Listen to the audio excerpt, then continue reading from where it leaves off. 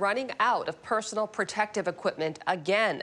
Our state is keeping close tabs on its supply as cases continue to rise. KOMO's Tammy Mutasa reports on officials who are preparing for the worst. Around the country as COVID-19 cases surge, the scramble for PPE is back. The scary thing is that no one knows exactly where this will head. We want to be prepared for any situation. Governor Jay Inslee called out President Trump on Twitter, saying healthcare workers should never be in this position. And the solution is as clear now as it was 5 months ago. Do your job at Real Donald Trump. Invoke the Defense Production Act.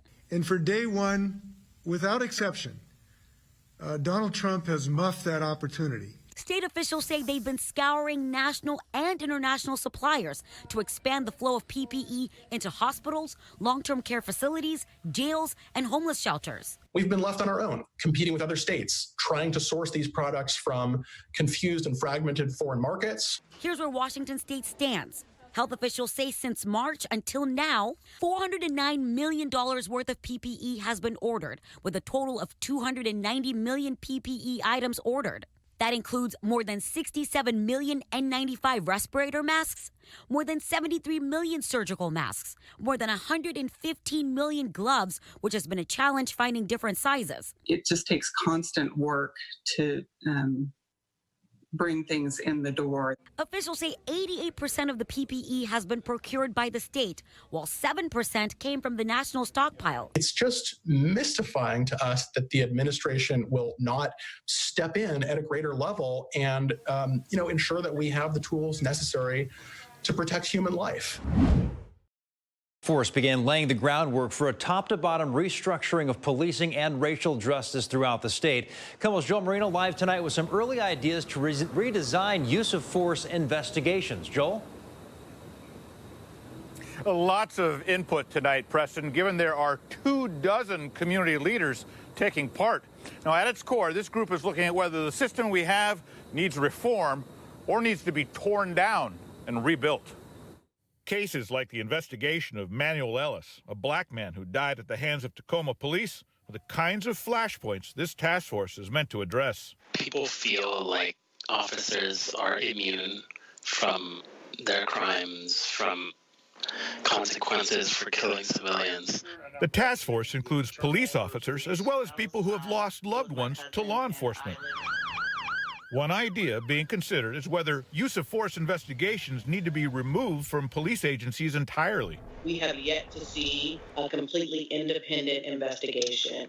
And I think that our job on this task force is to stand something up that is completely independent of any law enforcement entity. The power of police unions was also discussed, which some panelists say are a barrier to meaningful reform. However, some question whether the recommendations they make will change anything, given a similar task force has been tried before. I want to know what's different from now than before. We were all gung-ho and hyped about the governor's task force before. Nothing manifested. It took the community. What's different this time? Controversy is developing over segregated training that was offered by the city of Seattle to its employees. The training sessions were separated into groups of people who either identified themselves as white or a person of color. KOMO's Matt Markovich joins us with the details. Matt? Yes, Seattle likes to be known as a city of inclusiveness, but we've learned that the Seattle Office of Civil Rights offered segregated trainings on racial biasness, not mandatory, but voluntary for city employees. On June 12th, the CHOP was still being called the Chaz. Mayor Durkin said, I don't know, we could have the summer of love. And thousands joined a Black Lives Matter march in silence. But also, the city of Seattle held an online training for city employees who identify as white in a city email that says white employees are invited to sign up here for a training called Internalized Racial Superiority, where we'll examine our complicity in the system of white supremacy and begin to cultivate practices that enable us to interrupt racism in ways that are accountable to Black, Indigenous, and people of color. Honestly, the content is pretty typical of what I see in these types of trainings. A concerned city employee sent the emails and course materials to Dr. Karlin Borisenko, an organizational psychologist who's been tracking public and private training practices on racism. I do think it is particularly egregious for a government organization to be doing it. The city also offered a similar training for city employees who identify as a person of color on how American conditioning, socialization, and history leads people of color to internalize radical beliefs, ideas, and behaviors about themselves, undergirding the power of white supremacy. Police reform activist Andre Taylor told me he understands the city's segregated approach, but if it's done by cultures need to understand among themselves where the other culture is coming from. Documentarian Chris Rufo obtained materials of the trainings. What really disturbed me was both that they're administering these trainings in a race-segregated manner, but also the content of the trainings. The trainings are part of the city's Race and Social Justice Initiative that was established 10 years ago. We don't know when the segregated trainings began. It worries me what it means for that community if segregation is going to become the norm, as led by the city itself. No date has been set for that just yet, Eric. I did talk to a spokeswoman for Duke's late this afternoon. She told me the restaurant has submitted a reopening plan to the health department. They have answered every question that's been asked. They obviously just want the doors of this place back open, but they want to make sure it's done in a safe manner.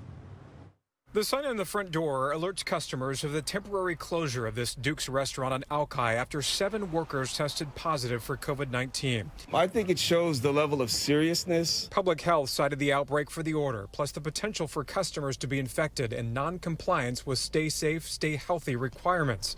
Today, the governor warned business owners statewide rules need to be followed to keep everyone safe. If any employees are working at a place where they're told they can't be treated or are not having safety recommendations followed, we need them to talk to their local health jurisdictions or the State Department of Health and Industry so we can get that problem fixed. I reached out to more than half a dozen local health departments today about steps taken when an outbreak is reported or suspected.